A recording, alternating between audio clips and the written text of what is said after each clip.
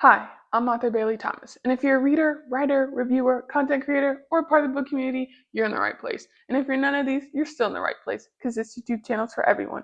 I'm just trying to make the world a better place, one book, story, or YouTube video at a time. So whether you're here to learn how to write a book, celebrate books, or just have fun, I'm glad you're here.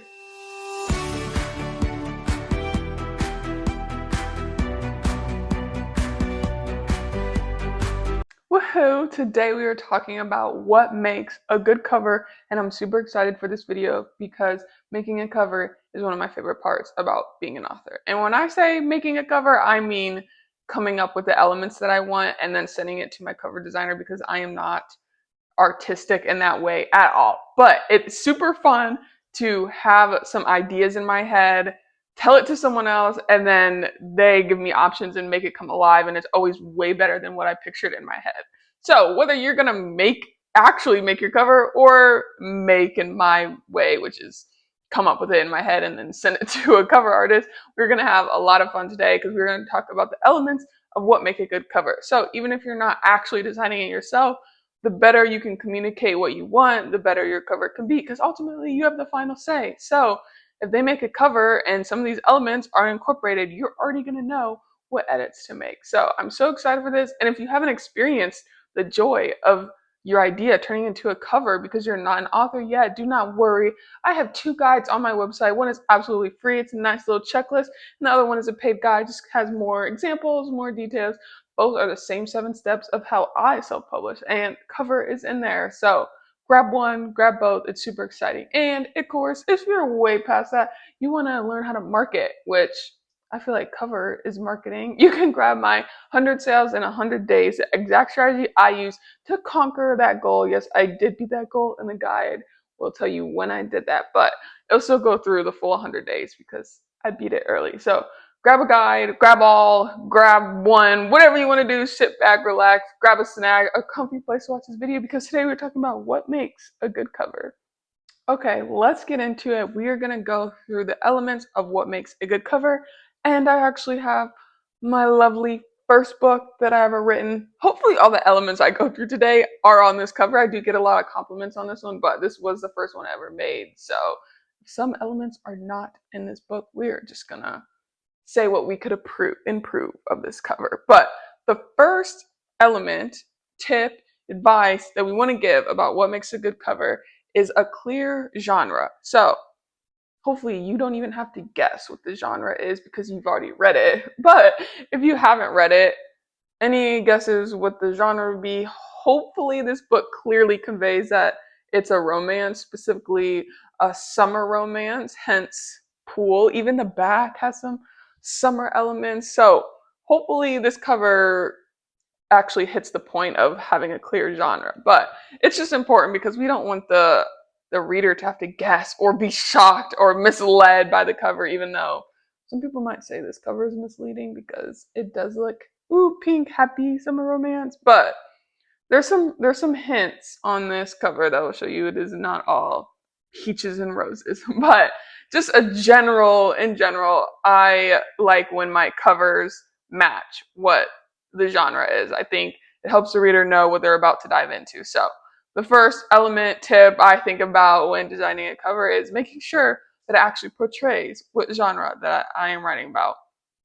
The next thing I think about when making a genre is easy to read. So big cover or title right here on the cover. They always come back. I think you can clearly see that. You can clearly see my name. I feel like everything's legible. The font is pretty clean. I mean, we got some fancy always right here, but I feel like you can read that too. It's very big. So when you're making your cover, I would hate for the reader to have to like search, what is the title of this? Or like squint and try to read it. Maybe if I made everything in this font with a super close pink to that and then made it really small, that'd be very hard to read. I don't want my reader to have to search for the title of this book, especially because titles are also fun too. So I really like the title of this. They always come back. So I want people to see it. So when we make a cover, we want to make sure the genre is clear, and we also want to make sure the title, all the words on it, are clear. So far this book is going along with the elements I now think about when making a cover. I'm not sure how much I thought about on my very first one, but so far I'd say this is pretty good. The next point I like to do when making a good cover is a strong focal point. I want readers to capture their attention right here. When you look at my cover, boom, where do you go to? I think this one does it. Boom, we go right here, which is good because I want the focus to be on the girl. Because yes, this is a summer fling romance. We have a guy in it, but the main focus of this book is on her journey and her healing and self-discovery journey.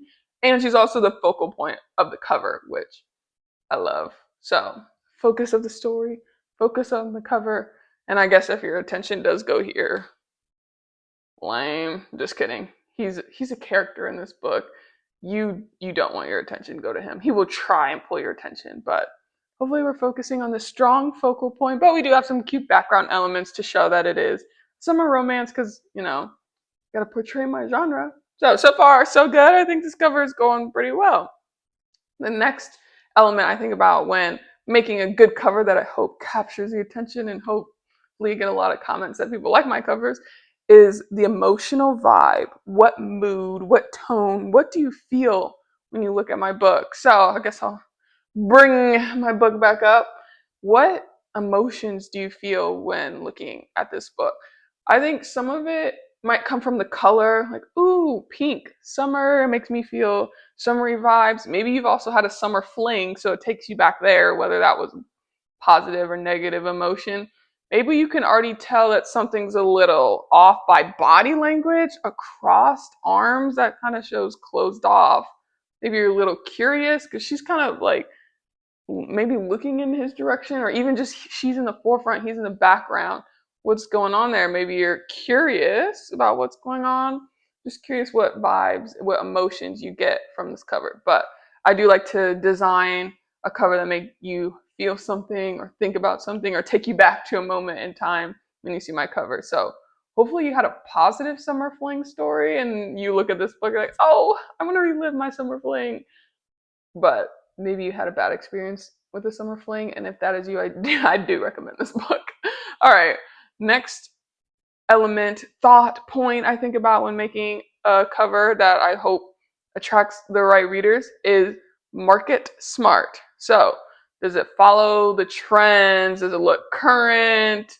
Again, we don't have to like copy other people's colors, or covers, but I did, even though this is my first book, I did do some market research when designing the cover, and there was a lot of, at the time, maybe this is going to be so outdated now, so don't make fun of me when I say this, but there was a lot of faceless characters on the covers when I was publishing the book at the time, so I did kind of want to hop on that trend. Some people hate it, I get it. It can be a little creepy, there's no face, but my point was when I read a book, I like to think about the characters in my head. So then when they turn into a movie and it's not exactly what I pictured in my head, I get a little disappointed. But you kind of have a blank face for a blank canvas for the reader to come up in their head what they want the character to look like. So, and the pastel colors were trending at the time too, the bright. So this book was published in 2024.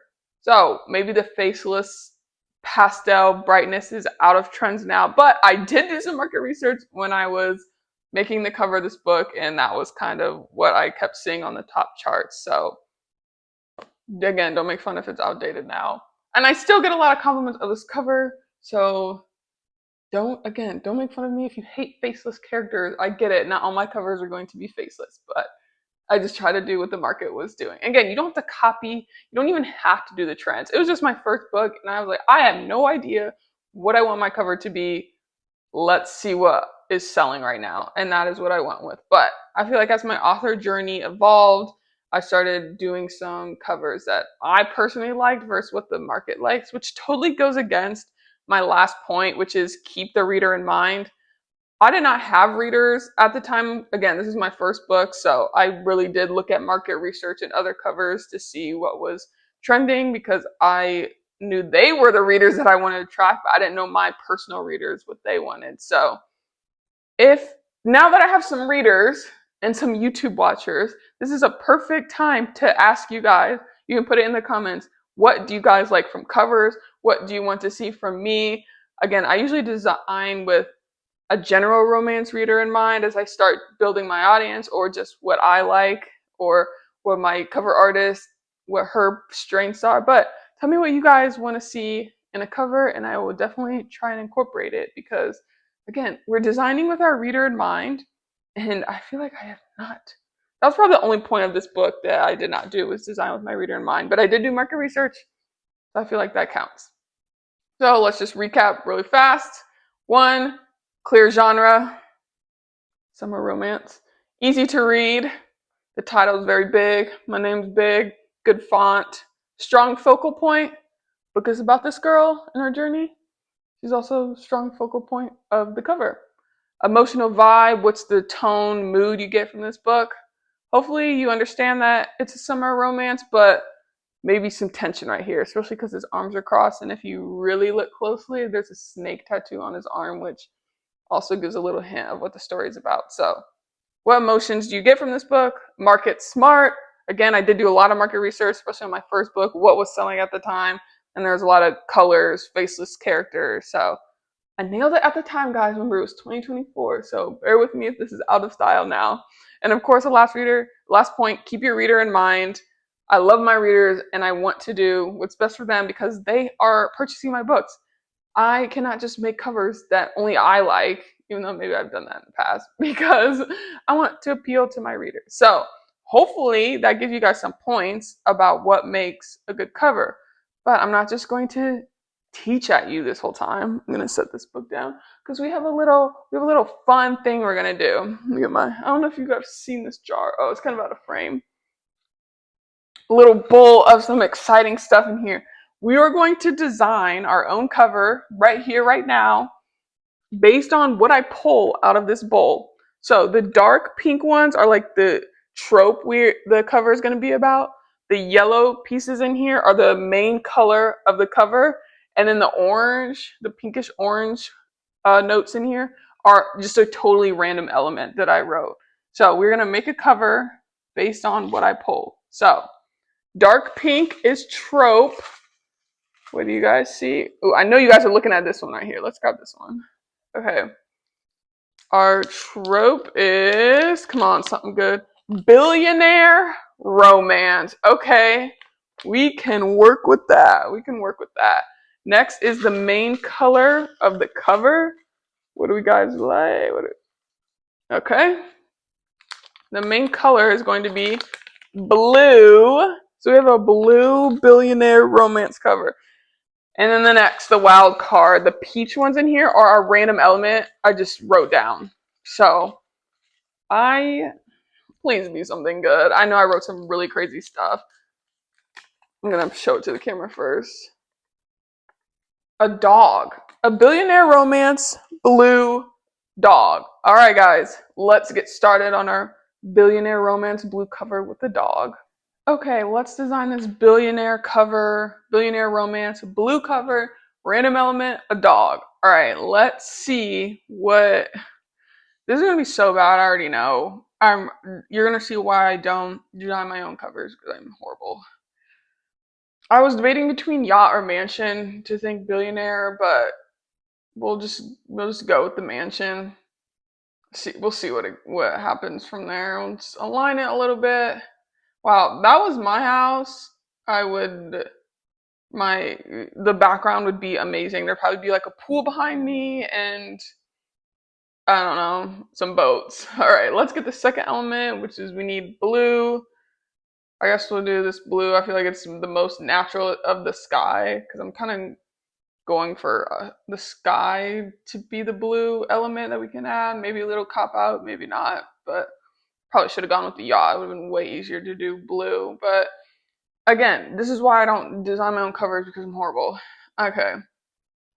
So now, gotta add the dog because that was the random element, which I guess it's not too bad. It could have been a lot worse about what random element we had for this cover, but I feel like this is the perfect dog to add to this cover. So we've got the dog, we've got the mansion, and we've got the blue.